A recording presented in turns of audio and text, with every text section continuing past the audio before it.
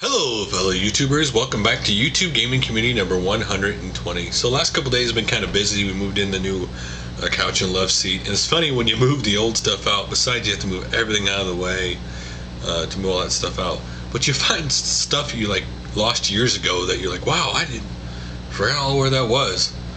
But moved all that stuff around, and yesterday I was trying to comment to some of my comments in the pickup video, and YouTube was doing maintenance and it kept giving me errors after a while. It kept getting worse, so I was like, the heck with it. And this morning I know they were still doing maintenance on YouTube. So while I was getting the show together today, the topic kind of came through the news, and that was that Steve Jobs had passed away. He was only 56 years old. And so our topic for today is, how did Steve Jobs affect your gaming? In other words, how was Steve Jobs, when he was running Apple, affect your gaming? Some people may say the Macintosh or an Apple computer, where I first played Marble Madness, or I played Sim Earth on it, I played Warcraft 2. Some people may say the Pippin. But the one thing I would say that affected my gaming the most would be this little device here, the iPod Touch, which, you know, the iPad and the iPhone are all a lot alike. They're pretty much the same kind of device. And the reason why I said this affected gaming, because at the time this came out over here, especially in the United States where I lived at, was they said cell phone gaming and devices like this, that people would not play games on it.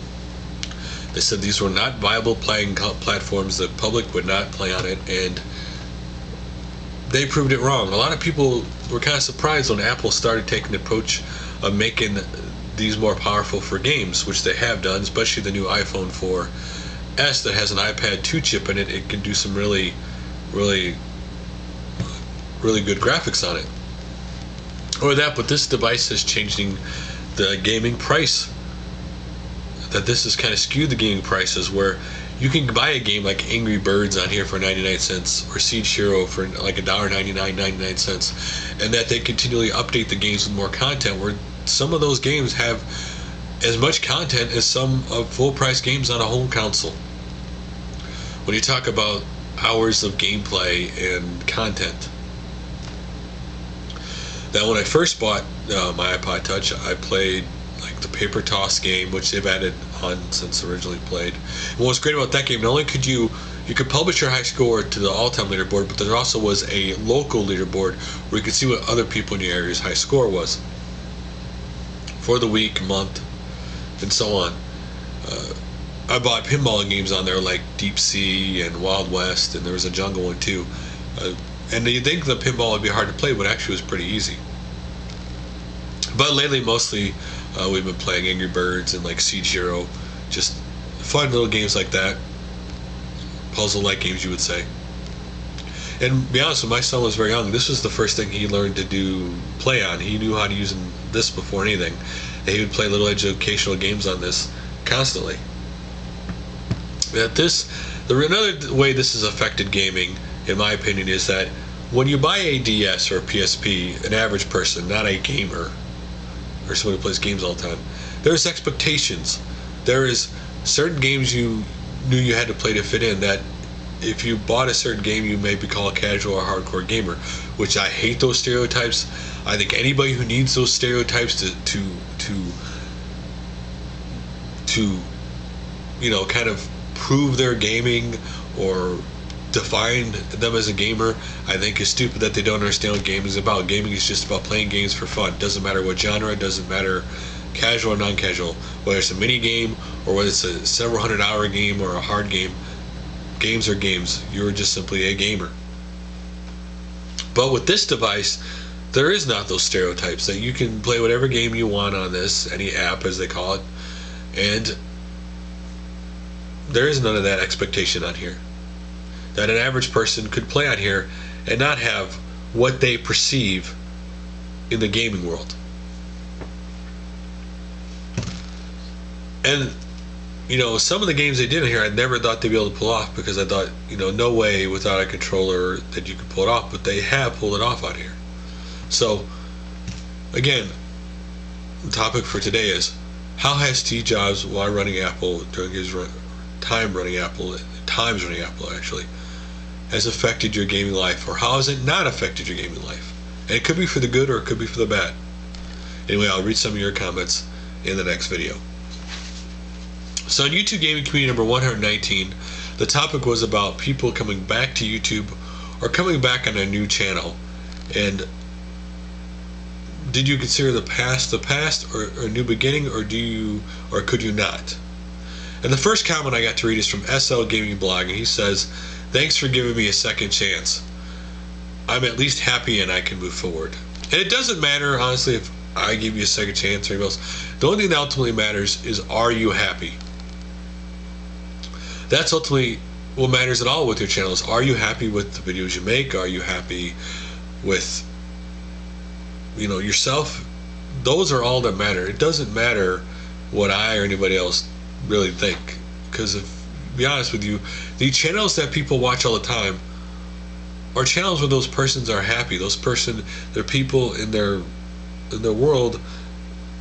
Like, I'll be honest, making videos recently, my wife has finally considered this a hobby. She understands that I get as much enjoyment as doing this as playing games, that this is a hobby for me. And for a long time, it was somewhat of a clash. One, I didn't take care of the other things, responsibilities by making the videos, and the other reason, she didn't consider it a hobby. She considered it more of a, you know, thing I did every once in a while, and we both kind of understood. We're both working on something together that I hope to announce soon with the channel that right now I want, until it's all together. I don't want to say anything. And that's all I'm going to say, because I don't want to keep talking about something. But ultimately, as long as you're happy, that's all that matters. Maraguda553 said, "That's a good point. It seems to be some people would rather ignore someone if there is some point they disagree with. Disagreeing is not a bad thing when it's respectful. Personally, I think respectfully disagreeing with someone is vitally important to strengthen someone's views and ideals and to think of it in a new light. As for the question, it's YouTube/the internet. I have no problem letting bygones be bygones unless it's trolling. It's no big deal. And I'm sorry if I sound like a snuffleupagus because my nose is plugged up. But as long as you treat each other respectfully, that's all that matters.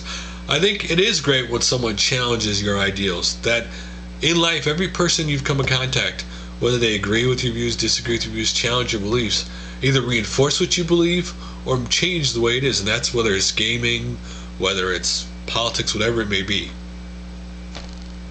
But I think you need to treat each other with respect. You need to treat that person the same way you want to be treated.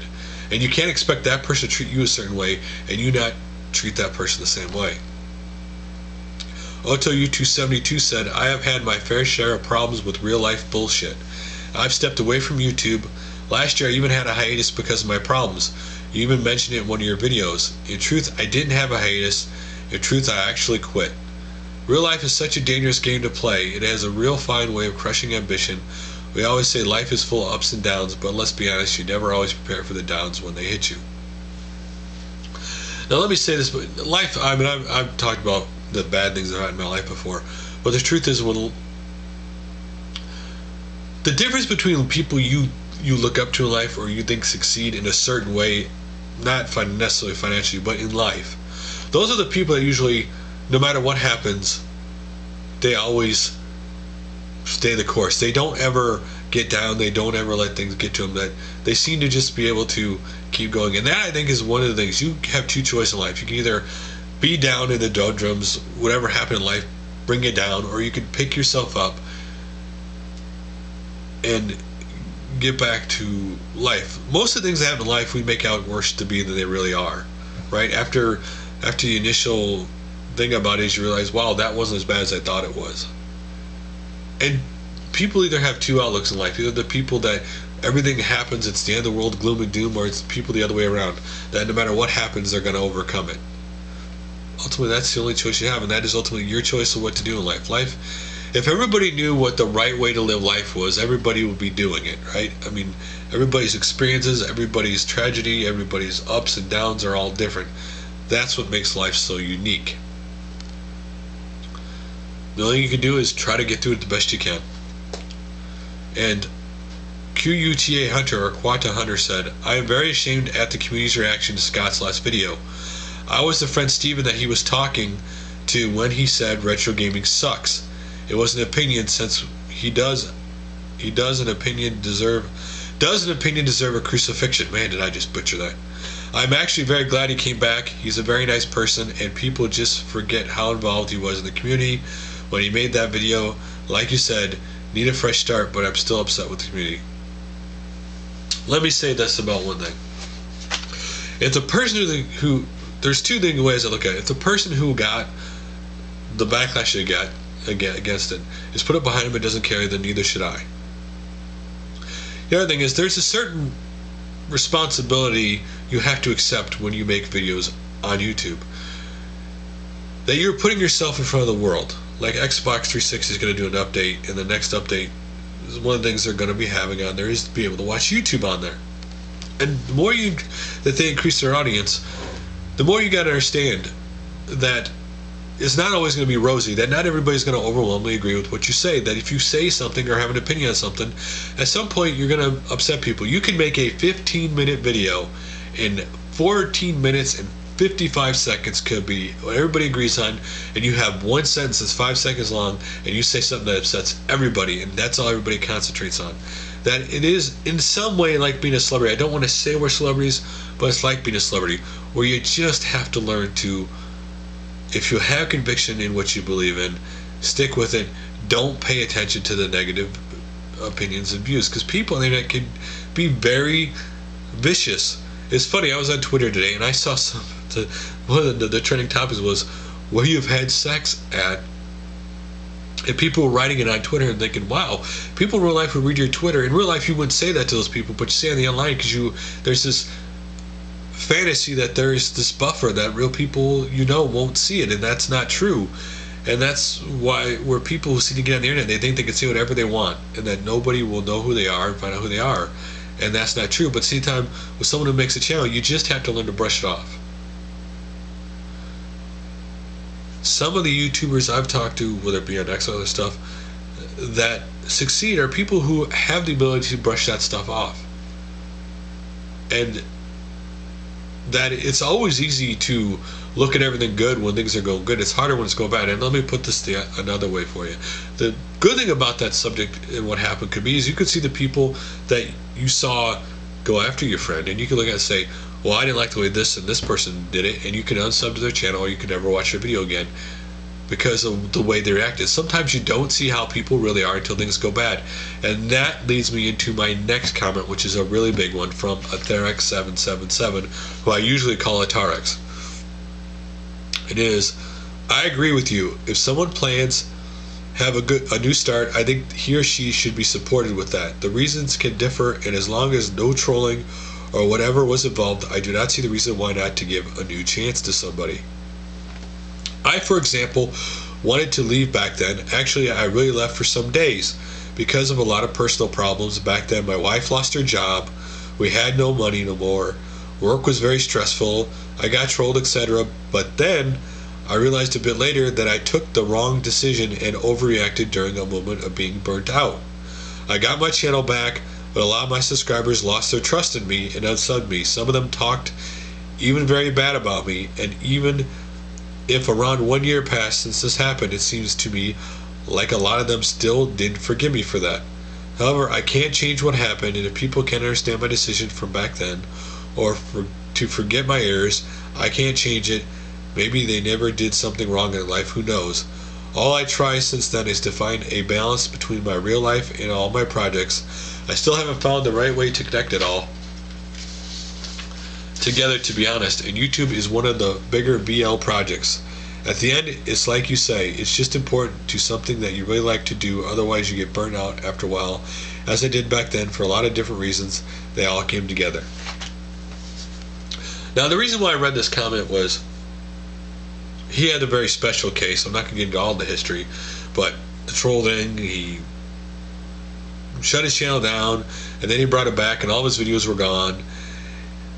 With people who watch your channels and subs, there is a trust in that you will keep your channel up, you will keep your videos up, and when you take a lot of your videos down, that kind of breaks the trust that people have. When you shut your channel down, it breaks the trust. When people switch to other channels, I've yet to find an example where they actually have more subs now than they did in their other channel, because they broke the trust with the people who subbed to their channel and watched it in a way, and that those people don't trust that that person will stick around, that they'll jump ship to another channel at any time, especially when they don't think the reason was severe enough to jump ship.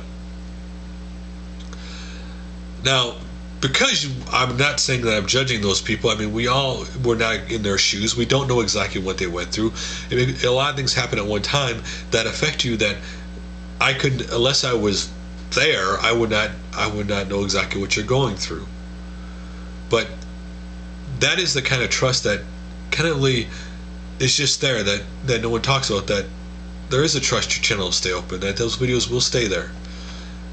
And when people continually take videos down because they don't believe what they say, or there's controversy on it, people do talk about that. People do look different at you when you do that. All you can do is do what you like and move on, because the more you try to fight that, the more you're going to lose that battle. It's just simply of do what you do, and people will do what they do. Sub you, unsub you, like you, hate you. That stuff you can't control. The only thing you can control is what you do and what you like. And I probably talked way too long about the comments this time. But anyway, let's get to channels to check out, videos to check out. Man, this nose is killing me. The first one is by TheSecretGameRoom, open tag, favorite Rockstar game. So what is your favorite Rockstar game of Rockstar? And you watch his video, he shows you the 3 that he likes until he picks one, which would have not have been my choice. To be honest with you, if you want me to ask me what is my favorite Rockstar game, I have to say, honestly, it has to be Grand Theft Auto Vice City. That was the first Rockstar game I played. Though I did play Grand Theft Auto 3, Grand Theft Auto Vice City was just a perfect game for me, because it took me back to the 80s. The surroundings was perfect for that setting. The music, the radio stations, just so many things that game did right at that time. Yeah, Grand Theft Auto Vice City is still my favorite Rockstar game. Next up, game for you. Let's play Castlevania Part 1, No Death. So in this first part of this run, there is a no death run. They're both bouncing back and forth. It's kind of fun to watch it. Again, Castlevania 1 is a great game, so if you want to watch that. Next is FrozenFoxy, Let's Play Penumbra Black Plague Part 1. Now this is a piece of game. It is a dark piece of game. If you want to see him play it, check that out. Also, he's also, go check out the Extra Life 2011. You can link to this on the front of his main channel page. It's part of this is to help out kids by donating to Children's Hospital fundraiser. He'll be doing a 24-hour streaming event on October 15th at 8 a.m. Pacific Standard Time. So please attend even if you don't plan on donating. So if you're interested, go check that out. Next is Scorch82, Let's Play Fallout New Vegas PC HD Part 3. Now I didn't see Part 1. In Part 2, he had some frat problems I thought Part 3. And the beginning of this Part 3, it's really nothing you miss when you're watching him play the beginning of this. That's really, if you wanted to see the gameplay of the game, it's a great video to check out. Next up, bring back MML3, Mega Man Legends NYCC Fan Booth 2917. Let our voice be heard. Now, for you who don't know what Bring Back MMLC3 is, basically Bring Back Mega Man Legends 3. And they have a booth at the New York Comic Con coming up, booth 2917. If you want to go there, show your support for bringing back Mega Man Legends 3. Check out the video. Yeah, the first 3 minutes is about that, but then after that, you see they show clips of people's reactions to the original Mega Man 3 Legends cancellation on YouTube, the people who bought a DS for it, and then at the very end of the video, you see Rob Man talking about the effort being done to bring the game back. So if you're interested, check that video out. I always think it's cool when gamers want their voice to be heard, no matter what it is. It's always really cool. So if you're interested, check that video out. Next up, MysteryGuitarMan, Evolution of Games. This is a real cool music video where you see him sitting there playing games through the generations, starting from the 70s to today. Just to check that out. he did it. It's interesting how he did it all in one, like, looks like one sitting. Next up, MarkVergeer Bonami Retro-Fair, Brennan's October 2nd, 2011, a pickup video. He has a bunch of different cool pickups. Odyssey 2. He got an Atari 800 XL. A lot of cool stuff he picked up. You should check that out. Next up is Game Hunter's Quest Dragon Quest 25th Anniversary Golden Slime unboxing. If you want to see what the 25th anniversary little stuffed version of the Golden Slime looks like, check this video out. It's really cool. And he also talks about the other two different ones that are also out of other Dragon Quest characters. Next up is Xaltheron, Xaltheron. I know I just probably pronounced it wrong. Xaltheron. Top 10 Wild Arm themes. Adlehyde Castle. It's really cool if you want to relive some of that music from Wild Arms. Next up is ChargeUpGaming, new 3DS games plus cool box art. He talks a little bit about the new Spyro game of the 3DS, another game, and at the very end he shows really cool 3DS box art, so you should check that out. Next up is a VG Review 95 400 subscriber giveaway. Basically mainly 360 games he's giving away, but check out the video. What you have to do to, be entered in the contest. If you make a video response to this, basically what's the best, thing you've ever gotten. But the coolest thing, honestly, in this 400 subscriber special is the limited edition of Arkham Asylum. If you've never seen what that looks like, you can see what it looks like in the video. Next up is Pat, the NES Punk 7800 subscriber special and second annual NES marathon announcement. He kind of has stuck with subscriber specials with the Atari systems, the 2600 subscriber special, the 5200, and now the 7800. And the NES marathon he's doing is benefiting Child's Play charity. Is back on October 22nd to the 23rd. Join Pat and Ian for 24 hours as they play 100 of the best, worst, and strangest NES games out there. Watch, donate, have fun. And you go to NES Marathon to watch it. You can donate now or see the list of games or even see what guests they have scheduled to appear up. But anyway, go check it out. Really cool. It's always good when gamers do good things with games for charity. And last but not least, Captain 8-Bit, The Game Chasers Episode 9. That's just the way game chasing goes. First of all, it's cool that they shout out a fellow YouTuber in there, Echo036, that they know. Also, they pick up a really rare NES game again in this video, and you also get to see a Mega Man face, painted on the side of a building in this video. So if you're interested, check that out. So guys, that is all for now. I will see you on Friday, hopefully not sounding like Snuffleupagus. So till then,